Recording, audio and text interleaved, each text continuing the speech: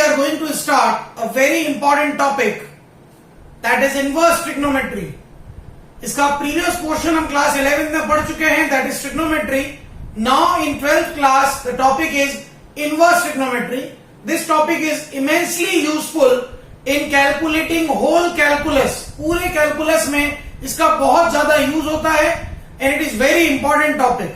Boards में it's a 4 mark topic. 4 mark के question board exam में इसमें से आते हैं. So let us understand what is inverse trigonometry.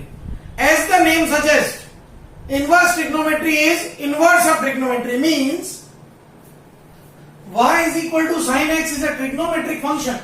In this, x is an angle and y is a numeral. Means in trigonometry, we put angles and get answers as numerals. Now, inverse trigonometry में क्या हुआ? Y is equals to sin inverse x is called inverse trigonometric function. In this, x is a numeral and y is a angle. Means in inverse trigonometry, we put numerals and get angles as the answers. So, इसको हम यूं समझ सकते हैं कि sin of pi by 3 कितना है? √3/2.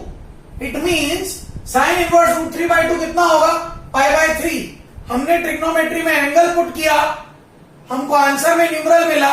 Inverse trigonometry में हम न्यूमरल पुट करते हैं, हमको आंसर में एंगल मिलता है. इसी तरह से cos π/4 होता है 1/√2. तो cos इनवर्स 1/√2 की वैल्यू क्या आएगी? π/4. अब समझने की बात है कि व्हाट इज इनवर्स ट्रिग्नोमेट्री. कुछ नोटेशंस में बहुत कंफ्यूजन होता है. Sine inverse x is not equal to sine x inverse and is not equal to x upon sine. Means sin inverse x is an inverse trigonometric function in which we put angles and get numerals as answers. Further, sin x inverse, sin x whole inverse, sin of x inverse and sin inverse x are all three different things. Sin of x inverse is 1 upon sin x, that is cosec x. Sin x inverse is sin 1 upon x and sin inverse x is inverse trigonometric function. So in nutshell, what is inverse trigonometric function? In inverse trigonometric function, we put angles and get numerals as the answers. Whereas in trigonometry, we put angles and get numerals as the answers. यही difference है, यही हमें याद रखना है.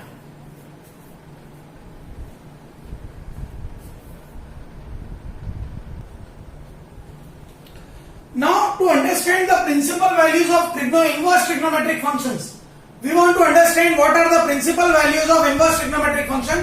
उसके लिए हमको थोड़ा सा 11th क्लास में जाना पड़ेगा. For trigonometric functions जो हम 11th में पढ़ चुके हैं, for a function y equal to sin x, the domain is what? All real numbers. हम कुछ भी पुट कर सकते थे. आंसर्स कहां से कहां आते थे? हमेशा -1 to 1 आते थे.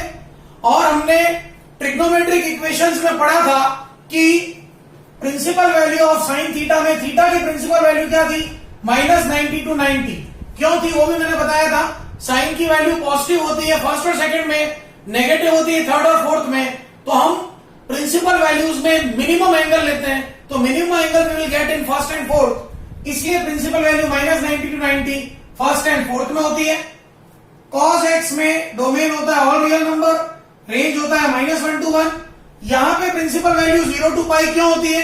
क्योंकि cos की वैल्यू पॉजिटिव होती है फर्स्ट और फोर्थ में, नेगेटिव होती है सेकंड और थर्ड में. तो पॉजिटिव के लिए हमने ले लिया फर्स्ट क्वाड्रेंट और नेगेटिव के लिए हमने ले लिया second quadrant. y equals to 10x, again first में और फोर्थ में है पॉजिटिव और नेगेटिव, तो वही ले लिया हमारे प्रिंसिपल वैल्यू -90 to 90. डोमेन क्या होता है? All real number except odd multiple of 90, because odd multiple of 90 पे 10 की वैल्यू इनफाइनाइट होती है. इसलिए रेंज क्या आती है? -∞ to ∞. cot x डोमेन होता है r-n पाई, बिकॉज cot की वैल्यू पाई के सारे मल्टीपल पे इनफाइनाइट होती है.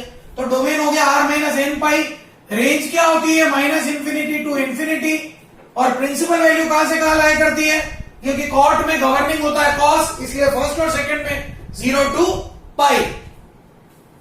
sec x डोमेन होता है r-2n + 1 π/2. अगेन यहाँ π/2 के मल्टीपल क्यों नहीं ले सकते? क्योंकि π/2 के ऑड मल्टीपल्स पे sec की वैल्यू इनफाइनाइट होती है. रेंज हमको मालूम है, सेक के answers -∞ to -1 union 1 to infinity आते हैं, और इसकी principal value like cos first और सेकंड में लाई करेगी एक्सेप्ट π/2, क्योंकि π/2 पे सेक इनफाइनाइट होता है। कोसेक एक्स का डोमेन r-n क्योंकि पाई के सारे मल्टीपल पे कोसेक की वैल्यू 0 होती है। रेंज इसका -∞ टू -1 यूनियन 1 टू इंफिनिटी होता है। प्रिंसिपल वैल्यू फर्स्ट और सेकंड क्वाड्रेंट में एक्सेप्ट 0। ये हम कहां सीख के आए? 11th क्लास में ट्रिग्नोमेट्री में। अब इनवर्स ट्रिग्नोमेट्री मींस क्या? उल्टा। थोड़ा सा याद कीजिए आप, ये फंक्शन चैप्टर में हमने पढ़ा है, if f is a function from a to b, then f inverse is from b to a, and f inverse is only possible when f is 1 1 on 2. तो in this case, तो अब आप यहां से देखिए, जो f में domain था वो f इनवर्स में रेंज बनेगा, और जो f में रेंज था वो f इनवर्स में डोमेन बनेगा। तो देख लीजिए, इनवर्स ट्रिग्नोमेट्रिक फंक्शन में डोमेन और रेंज आपस में एक्सचेंज हो गए।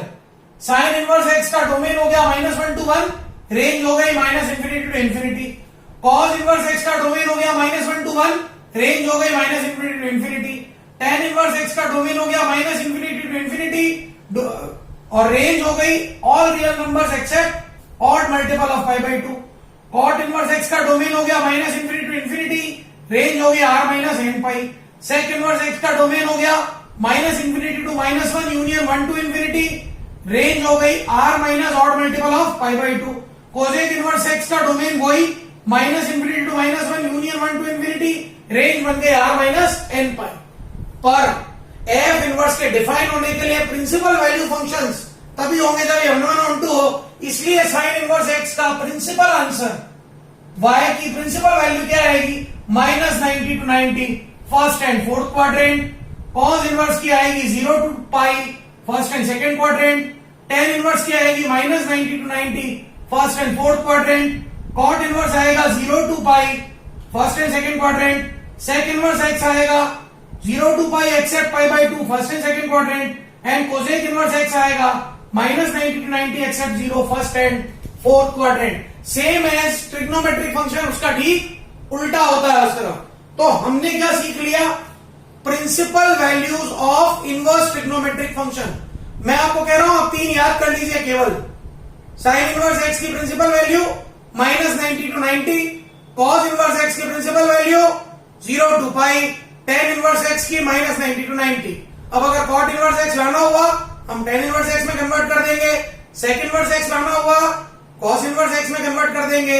cosec इनवर्स x लाना हुआ, sin इनवर्स x में कन्वर्ट कर देंगे।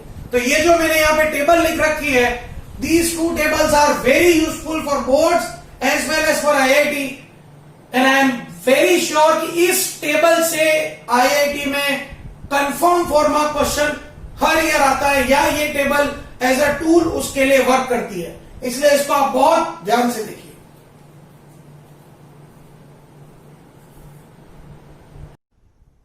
Now let us calculate the principal values of some questions. In exam, 1 mark question can be asked, find the principal value of the following. And basically इतना basic question नहीं आता, पर समझने के लिए इनको देखना जरूरी है। Somebody asked you sin inverse half. Sine inverse देखते ही मन में ख्याल आता है या तो फर्स्ट क्वाड्रेंट होगा या फोर्थ क्वाड्रेंट होगा। पॉजिटिव दिया हुआ है, फर्स्ट क्वाड्रेंट होगा। फर्स्ट में किस एंगल के लिए हाफ होता है? π/6 के लिए। बिल्कुल ठीक बात है, तो आंसर आ गया π/6। कुछ बुक इसको 5π/6 लिखे तो रॉन्ग नहीं है, पर फिर भी हम प्रिंसिपल वैल्यू क्या कहेंगे? π/6 ही कहेंगे। साइन इनवर्स 1, साइन इनवर्स 1 की वैल्यू वी नो 90 होती है। साइन 90 1 होता है तो π/2 फर्स्ट क्वाड्रेंट में।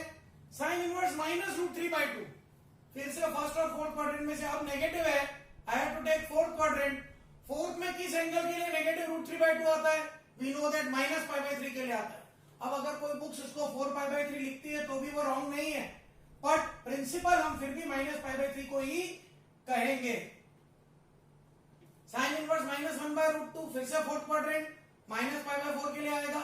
कुछ बुक्स 5π/4 लिख सकती है। ये मैंने कुछ एग्जाम्पल बताए कि इस तरह के डबल एंगल भी लिखे जा सकते हैं, but you must learn principal value तो फर्स्ट और फोर्थ में होगी। in case of sin inverse. Now cos inverse half, या तो फर्स्ट में है सेकंड में, पॉजिटिव है तो फर्स्ट में pi by 3. cos inverse root 3 by 2, first में है सेकंड में, अगेन पॉजिटिव है तो फर्स्ट में pi by 6. cos inverse 1 0 degree. cos inverse -1 negative है तो सेकंड क्वाड्रेंट में, मतलब पाई की वैल्यू होती है. sec inverse -2 I can convert it into cos inverse minus half. sec inverse और cos inverse एक दूसरे के उल्टे होंगे, sec और cos उल्टे होते हैं, इसलिए cos inverse माइनस हाफ. अब मैं आ गया सेकंड क्वाड्रेंट में, 120 डिग्री 2 पाई बाय 3 के लिए होता है. sec inverse -2 by root 3 is cos inverse minus root 3 by 2. 150 degree के लिए होता है, सेकंड क्वाड्रेंट में जाना था मुझे. cosec inverse 2 by root 3 sin inverse root 3 by 2, first quadrant pi by 3. tan inverse root 3 first quadrant में होगा पाई by 3. 1 by root 3 tan inverse 1 by root 3 first quadrant में pi by 6. tan inverse 1 first quadrant में pi bye 4. cot inverse minus root 3, इसको हम लिख सकते हैं tan inverse minus 1 upon root 3. कहां आ गया मैं? फोर्थ क्वाड्रेंट में. फोर्थ में किस एंगल के लिए होता है? Minus pi by 6. cot inverse -1 by root 3 I can write it tan inverse minus root 3. किस एंगल के लिए होता है ये? माइनस पाई बाय 3 के लिए, फोर्थ क्वाड्रेंट में. cot inverse -1. अब इसको कुछ बुक्स माइनस पाई बाय 3 की जगह सेकेंड क्वाड्रेंट में 5 पाई बाय 6 लिखेगी तो भी चलेगा, वो भी मिस्टेक नहीं है, ध्यान रखिएगा. cot inverse -1 is tan inverse -1 minus pi bye 4. ना कुछ स्पेशल एंगल्स हैं जो हमने 11th में सीखे थे, लर्न होने चाहिए. tan इनवर्स रूट 2 -1, ये tan 22.5 डिग्री की वैल्यू होती थी, तो आंसर इज पाई बाय 8. अब यहाँ अगर 1 माइनस रूट 2 हो गया तो ये हो गया minus pi by 8. Sine inverse root 3 -1 upon 2 root 2, ये होता है 15 डिग्री और pi by 12. cos inverse root 3 -1 upon 2 root 2 we all know 75 degree और 5 पाई बाय 12. पॉजिटिव ही थे, फर्स्ट क्वाड्रेंट में ही आने थे. tan inverse 2 minus root 3 positive है, फर्स्ट क्वाड्रेंट में 15 डिग्री और पाई बाय 12.